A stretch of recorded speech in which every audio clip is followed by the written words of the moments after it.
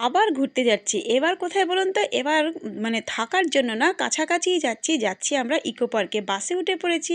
রাহিলের খুব ঘুম পেয়ে গেছিলো, সকাল সকাল গেছি তো তাই হাই তুলছে। নেমে গেছি বাস থেকে, পৌঁছে গেছি ইকো পার্কে। সবাই মিলে এক জায়গায় বসে পড়লাম, সকালে টিফিনটা করতে হবে।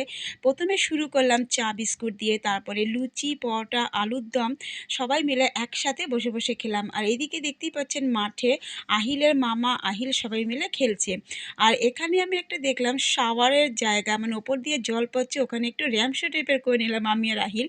ওখান থেকে বেরিয়ে মানে ভীষণই ভালো ইকো পার্ক জায়গাটা, চারদিকে ফুল আর ফুল।